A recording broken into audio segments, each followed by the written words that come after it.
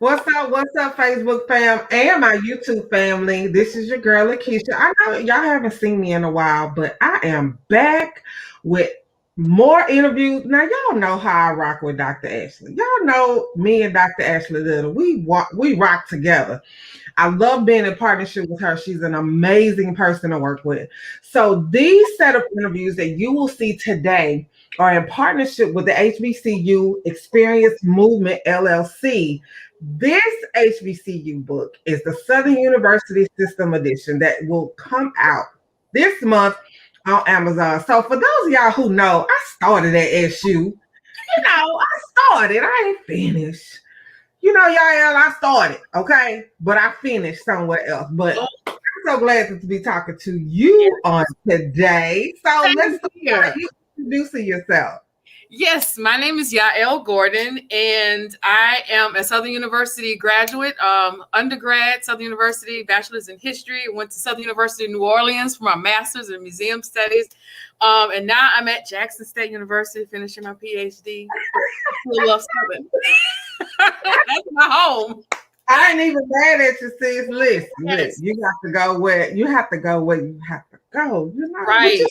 SU, that's why I'm like, SU always got a special place. I was on the yard. I was there, girl. I was there when they were just building the student union. It wasn't even done. Gotcha. Yeah, that was eons. I'm telling my age. That was it wasn't that long. We probably honestly look, it's around the same age. That's all right. Oh my God. So talking about SU, now Jackson State. Let's talk about HBCUs. Was that your first choice? HBCUs all over, well, from start to finish has been my choice. I know sometimes when we're talking to college students, or even when we're younger, we're always here. If you go to an HBCU, make sure you go to a PWI after, so you can be able to get a good job. That's not true. You go where you want to go, and you go where you're going to be nurtured. And an HBCU is that place where you are absolutely going to be nurtured. I know it sounds very, very cliche to say that it is family, but realistically, it is absolute family. And you'll find that kind of experience nowhere else on the planet. Me coming from a historic and genealogy background, I'm a historian and a genealogist, so I know the importance of family. I know what the importance of family for African Americans, for Black people. And so for us being HBCUs, it's like us coming back, and we're probably all related down the line, but it's all family coming back together and all in community and engaging with each other. So that's what HBCUs from start to finish, from going undergrad, master's, in the PhD program, wherever you want to go, that is, you get that holistic Black experience. And that is what HBCUs means to me. Right. I love that. And like I said, I started at Southern. I got pregnant and mom was like, "Oh, you coming home, and guess what? You gonna finish school." And so I wound up going to a PWI and finishing my education there. But I do definitely, I get the same theme from everyone I talk to that has attended an HBCU, is that it's family. And I think that's so important when you think about your history and you think about genealogy as a whole. You want to be with folks who look like you. You want to be with people who are family and who you consider as family. So I love that you delve also into the historian genealogy type thing. So what like going way back, how things began and how they developed, over time. So I think that's awesome. I absolutely love that. So let's talk a little bit about your experience. Well, my experience at Southern University was not like the typical experience. Sometimes you may hear Southern grads or Southernites say, I started off as a kid going to the games, listening to the Human Jukebox and so on and so forth, seeing Dr. Greggs and everybody there. And that was not necessarily my experience, because when I was growing up, I'm a preacher's kid. We could not do much. So I was not at the games. We was in the house when we was at church. So therefore, I knew about the games from the news, but that's it. Right. But my first experience of being around Southern University was because my mother went to Southern University. She was in nursing school there. And so she also worked in the law center for many, many years while she was going Mm. to school at the same time. That was being able to help her, help my dad with the bills at home, but also be able to help Right. her for college. And Right. so we were always up there, when we got off from school, going to the law library to do our Mm. homework. And so I'm around these amazing African American people that are in this law library, like, what they are really about social justice, and I love it. And so just going there when I was a kid, seeing the amazing scenery. I'm a big on preservation. And the Right. first thing that attracted me to the university when I was going on campus was the archives building. This is the oldest building on that campus. Mm-hmm. And it was part of a former plantation that was, Yeah. that was on the location. And it just intrigued me. I wanted to find out more about that place and what was in it. Mhm. Who were the people that built this place? And so that's just continued to carry throughout my life. And Right. basically that shaped me into who I am, but also being around other historic homes and historic sites, it shaped my life. And so that's what made me say, okay, I've took the time to research this place and learn so much about it even before it became Southern University and what it was. Mm-hmm. And so I have to go here to pay homage to those ancestors who built that land and worked on that land to ask for us to be able to go there. And so that is what completely drew me into Southern University. Right, right. Yeah. And I think for me, my experience was totally different as well. Not even recognizing the fact that it was an HBCU, going because I wanted to get away from home. I was a PK too, so I wanted to get away from home, and that was the nearest city to big city to from Alexandria. And so plus a lot of my classmates, a lot of my friends that went to other high schools, that's where they wanted to go. So it was just going. But not going to Grambling, I appreciate it.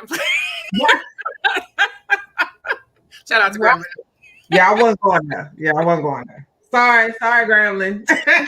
We love you.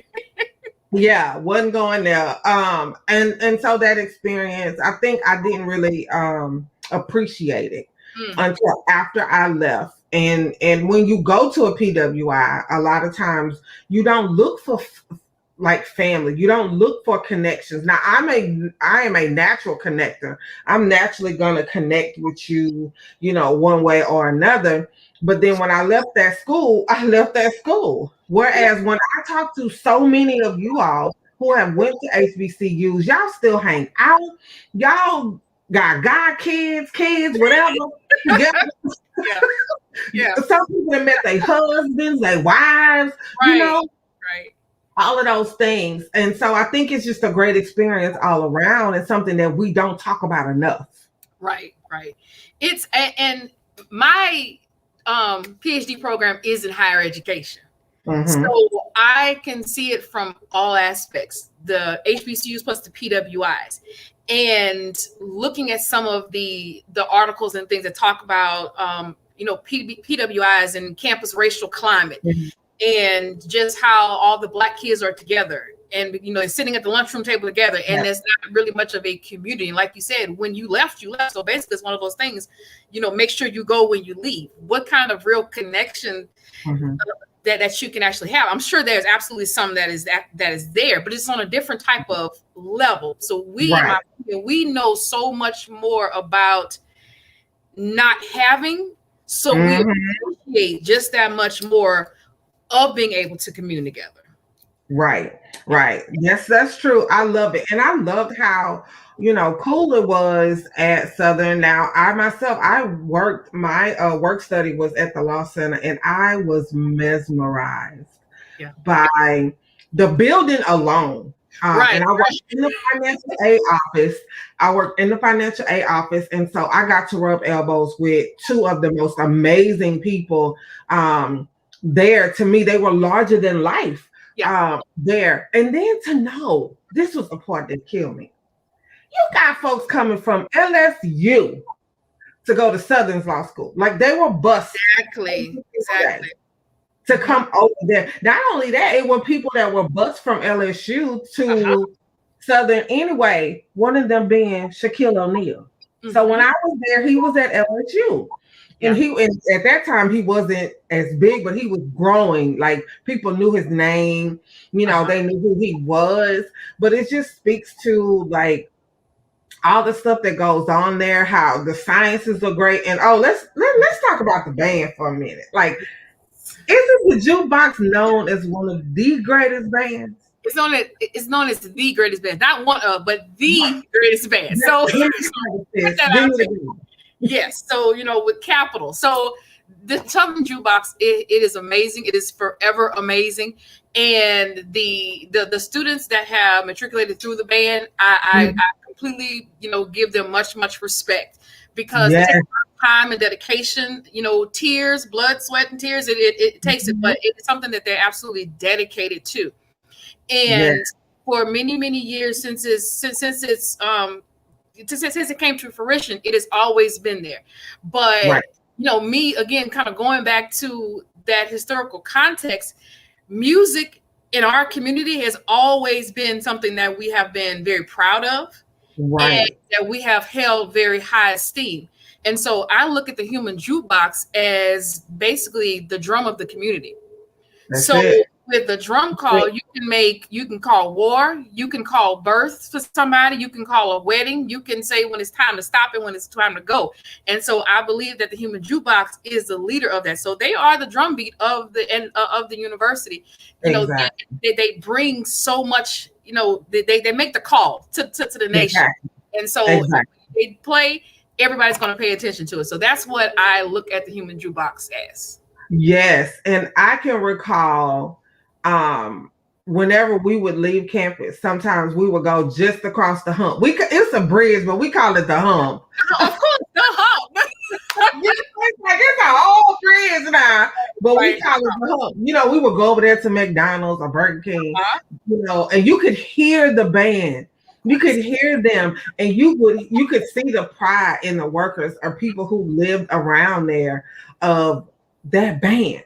Right. Like they were just proud Right. them, and it was crazy because I had some friends that were in there, and I mean, Drumline is not even close No. to like it's not even close. But I knew how hard they worked to get there. That was what they wanted. Like you gotta want to be in that band. Like You have you to just want to gotta be. want to. I remember when I first went to Southern, I believe there was like maybe three girls in the band, three young ladies in the band. Yeah, So just how dedicated, and being a black woman, being a woman, period, that is hard being in a male dominated male dominated band. field. Yep. So it takes, they definitely have any woman, any young lady, any female in the band gets my ultimate respect because it Yes. is not easy at all. Yes, yes. Oh my gosh, yes. So I am so excited about this book. I Yes. cannot wait to get my copy of it because again, Southern is where I got started in my collegiate career. Of course, going on to finish at other schools, but it is where I started, and it is where I began to get some sense of who I was as a black woman. As someone who was black, I began to learn about my history, and I was like, "They didn't tell us that when we was in high school, middle school." So I began to find out who I was, what my heritage was. So tell us just a little bit about your chapter in the book. My chapter in the book speaks on just how important to me it was to carry on the torch of those who came before me, Oh, those who were alum, and the first graduates of the university, the enslaved community that was on that property, mhm. those who I went to college with, and just paying community homage to those individuals. And so my portion of the books basically talks about that, just that appreciation as a whole, and again looking from the non-traditional kind of standpoint, but it also speaks on when I was there, like you mentioned, you kind of found yourself, and I also found Mhm. my voice because when I Yes. first went to Southern, I was that socially awkward introvert and I had social anxiety. So I was like, okay, this is, I can't do it. I can't do it. I'm scared Right. of people. But within the few years after I left and I came back, I went back to school in '07, and I was like, I have to do this. I absolutely have to do Yes. this for me. and it made me better in who I am because I had wonderful professors from the history department, and so many other departments, that Right. taught me so much. Dr. Wanda Jackson is one of my favorites. Dr. Alma Thornton is another favorite of mine, and they instilled so much of grace into me. Mhm. And I Mhm. highly appreciate it, and continue to appreciate that to this day. And so Right. again, my portion of the book just speaks on just a non-traditional viewpoint. Um, Right. and so hopefully someone will be able to understand and get it, and also go into school and get a field, go into the field of humanities. I'm Yes. promoting that because it's such an underrepresented It really field. is. It's Yeah. may not be as popular as nursing or engineering, but to me, historians, we run the world. We were the Yeah. foundation and background of a lot, and so my chapter really talks about that. And I've been able to accomplish so many things. I was able to work in the university for many years and give back to my students the experience Right. that I had myself. Right. And I know for me, after I came home and I completed my degree at Northwestern, I Mhm. noticed the difference. And so, I share with people, when I was at Northwestern, although, single mom, the experience was different. Like you didn't come to class, nobody cared that you didn't come to class. Oh, Right, but at right. Southern, oh, at Southern, Well, oh, try well, not to come especially if you was a freshman, yeah, because we was in the back, but yeah, we yeah. was in the back, but it was so crazy how you could see the difference between it. And the thing we tell everybody is, oh, when you go to college, ain't nobody checking for you, ain't nobody gonna make sure you go to class. Oh, yes, they will make sure You that may you see your professor in Mayberry cafeteria where you eating at. So what girl. you gotta step light. Can you tell them one more time? Like they will walk in there and you be like, Like, where you going? Let's have a conversation. You will see your professors in the same cafeterias that you're in. So at Mayberry, eating with Wyvern, and so that that's just yes, that's yes, what going to be. and I mean, you straight in it there, shows just how dedicated they right, are. right. Even though these professors have their own large platform, they are scholars, but they That's also what want to I'm meet you saying. where you are because they want to get you where they are. Right, Appreciate right. it. A lot of them, we read their textbooks, their books. Okay. I mean, it wasn't like, oh, well, we just got this book from wherever. No, this was you are reading your professor's book Right. that he wrote, or that someone else in the collegiate system of SU Mm-hmm. wrote, authored, co-authored, all of those things. And so I think we sometimes we don't give ourselves enough credit. Right. We So I said, don't yeah, don't complain when you may have that professor who says specifically get this book. right. Supporting that professor, they are there for the students, and it is about supporting them because they have found a way through this society to Yes. control their narrative.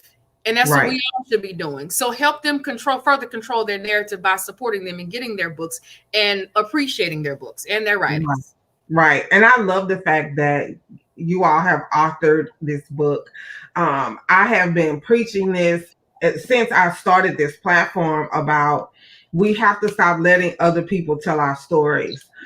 We have to start, telling our own stories, whether that's writing a book, doing a podcast, doing events, doing anything, that we need to change the narrative of what is being put out there and what's being said about us. Right. We need to start writing our own stories and not let people assume, about, oh, well, this is what y'all else doing. No, this is what y'all else doing because this is what she was still Right. doing her book. How about that? Exactly. Exactly. I wholeheartedly agree. Wholeheartedly agree. Yes, we definitely have to do that. What are you doing now? What are you into right now? Well, I'm a historian and a genealogist, so I specialize in slave history. I work on plantations, providing, doing exhibits and providing information on the enslaved communities there, to provide corrective narratives, again, about controlling our narratives. We're also Mhm. working on a book project to talk about different persons of color in our actual history amongst the Mhm. US outside of others' history. I have a couple of fellowships right now that I'm working with the Clotilda Fellowship to do work with the surrounding the last slave ship that was found here in Mhm. town in Alabama. And I'm still doing, higher education consulting. And so I still do that. And so I'm just trying to finish this dissertation at the same time. And when I finish Right. it, then I'll go full term back into higher ed. But my passion again is still always going to be history and genealogy work. Right. Yes. I love that. I want y'all whoever listening, whoever catching the replay, whoever listening to the audio of this, did you just hear what Yael just said? She is uncovering and correcting. I love when you said that. The narrative of our history, because other folks been writing it for so many years. Yeah, I'm not gonna go there. However, we're We gonna know. keep it We, moving. we know. We know. Yeah. And it is so refreshing for a Black woman amongst other people that you may be working with to write our stories so we can really find out what happened. We don't know fully everything that happens. We don't fully know a lot of our history because it was written by someone else. Exactly. Or they uncovered what they just wanted to uncover. And the more that you all bring out, I think the more we should embrace it.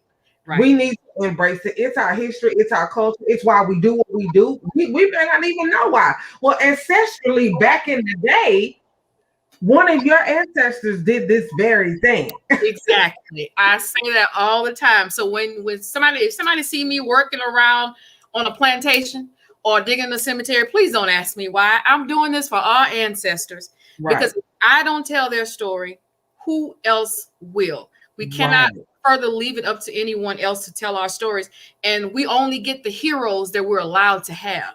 That's So everybody's ancestor to me is a hero. We all didn't come from kings and queens, but my regular ancestors, my sharecropping ancestors, my enslaved cane harvesting ancestors, right. they were just as important. And so I really feel that. And so Yeah, I want to continue I to love that. promote that and help people find their history because they matter. They all matter. Right. I love that you said that because I know for many years, and this is definitely not to discount anyone from the civil rights movement, but it wasn't until somebody decided to talk about burning Johns because it was a burning Johns before there was a Dr. Martin Luther King. We don't talk about that stuff though. We just jump to one, like you said, we have the heroes, that we want to. There was a lady who did the same thing that Rosa Parks did, but because Running she was COVID, yes. young teenage, And you pregnant know, and yeah, a darker shade, it was just leave her out of it. And that's how do we leave somebody out the conversation? We can't do that. we cannot do that. Medgar Evers, somebody who was so prolific that we didn't hear about until years later. Somebody did a movie, Right. about it. And then because who made the movie, we don't even know the whole story. Right. You know what I'm saying? We I, don't know everything. I am a proponent. My mantra every single day: research before reacting. Mm-hmm. If we want to know the real stories, we have to go and look for ourselves. Don't depend Right. upon someone else because what we think is truth may not necessarily be truth. It may sound true, but we have to be able to find that information for ourselves. Right. So, Right. Yes. and we can't get mad when somebody else tells our story if we have not done the work. If we ain't done the work, because for them it is a capitalization, it's a monetization for Absolutely. them. And I mean, and I'm not saying that we shouldn't get monetization for Yeah. it too, but I think we should start sharing more about Correct. ourselves. There were so many people who were just so engrossed in that. I mean, just look at John Lewis, who passed not too long ago. He was prolific. We didn't hear about that till years later because nobody Right. wanted to tell us of our unsung heroes. It's people like you that are bringing out those things. And so I publicly want to thank you for that because it's a lot we don't know Thank you. that if it wasn't for people like you to bring it out, we probably would never know.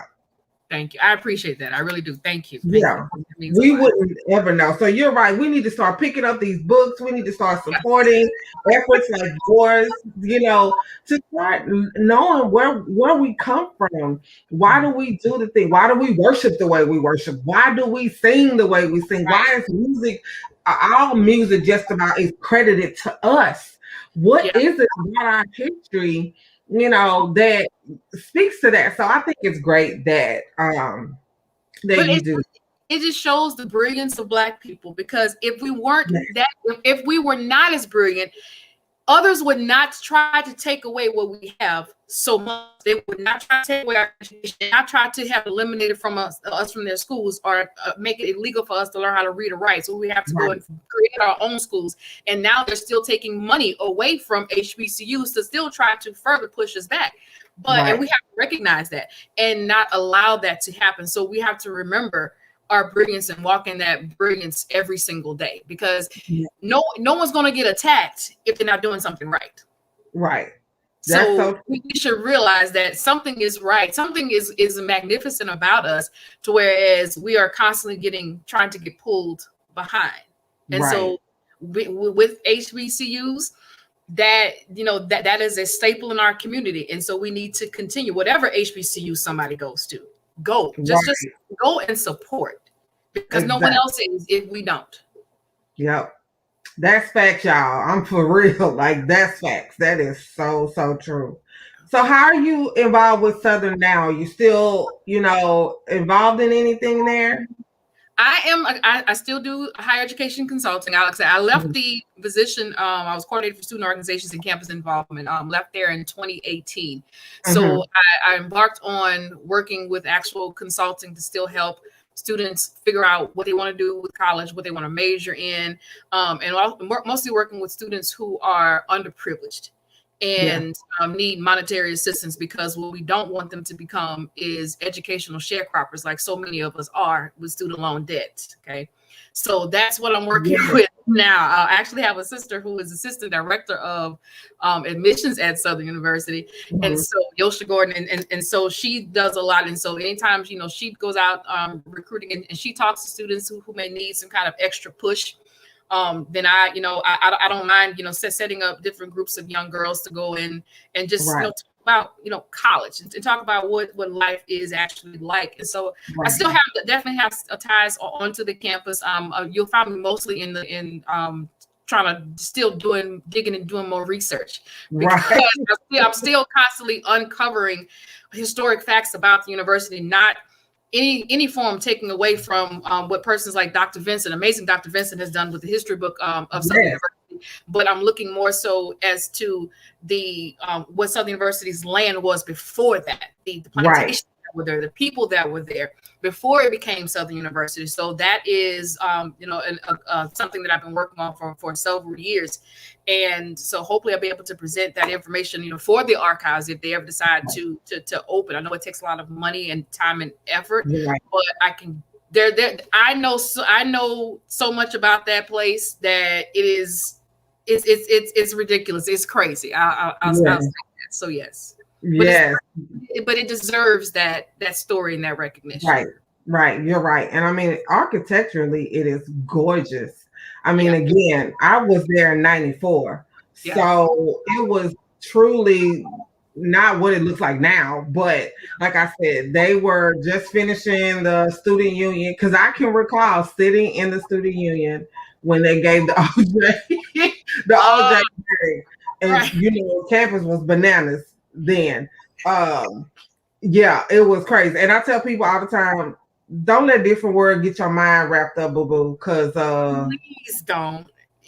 I wrote an article a few years ago that went into the Huffington Post about what HBCUs, what people think it is, right. and that article, it led me to, when I was working in Southern, I created a program. One of the programs that I still continue now is the HBCU experience. Mm-hmm. What is HBCU life like? Do you go Right. expect to see, everybody with natural hair wearing dashikis on the lawn having picnics and things like that? What are they doing? And I wanted to be able to give back to the students. Well, what do you think an HBCU experience is? Don't just come for the namesake. Come for the Yes. actual experience. It is about the experience. Right. I know we're trying to market globally as HBCUs and internationally, but Right. what are we as HBCU proponents giving back to the students to make their HBCU experience actually what it's supposed to be, and Right. not just carry namesake? And so that's definitely something that again, a program and initiative that I've created, with now as a nonprofit and not just for student programs, but Okay. just to give students, what it actually looks like, so they can try to, go out and fulfill that. Well, what do you think it looks like? If you don't see that, then create it. Exactly. Yeah. That's that part. All of that. Yes. Please. All of that. All of that. Oh my gosh. Well, I have certainly enjoyed chatting with you. Same. Tell everyone how they can get connected with you. Well, they can reach me. They can reach me via email. My email address is theancestorkey@gmail.com. And also, if they're interested in joining the Afro-American Historical and Genealogical Society here, we chartered this organization last year or so. They can reach out to Louisiana at aahgs.org. And we'll go ahead and get you set up and to start participating in some of our programs and events. And so if they want any kind of historical genealogy information to say they want to go cemetery digging, wherever they want to go, just email me and I will be there. I'm everywhere. Right. Oh my gosh. That's like, to me, that's exciting. Like, to just kind of figure out like where you actually came from. Yeah. Like, yeah, we know you came from your mom, you came from the stork. Okay, we know. Who are you? We know. Who are you? So from north to the south, Louisiana, I deal with the Cajun history, Creole history, everything. My next project gonna be in Alexandria. I need to hook up with people who did who over the Lee Street riots that were out there. So we don't have to talk then for sure. Yes. Yeah. That is oh my gosh, that's gonna be a great one. Yeah. That's gonna be a great one. And you know what's funny, y'all, is when I would take friends home and we would go to certain areas of town and they were like, why is this road brick? And I'm like, the slaves built it. The slaves built the brick, put these bricks down in the road. You can probably still find fingerprints in them. Literally, yeah. Yeah. And they think, they're like, what? Are you for real? I'm serious. Yeah. Yeah. Rich history. Everything that's in this country, we built. Exactly. So appreciate it. Everything. That's right. That's so true. So I'm definitely going to make sure that we stay in touch. Tell them when the book comes out and how they can get it.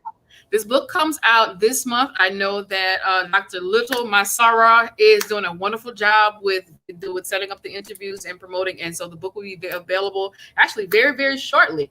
And so they're going to continue to do the campaign runs and everybody will be able to partake in reading. And hopefully you'll be able to find a snippet of your story in this actual book. Right. That's so true. Oh my gosh. So again, I have definitely enjoyed chatting with you. Thank you so much for joining us on tonight. And we cannot wait until this book launches. Thank you so much. I appreciate it. Thank you. All right.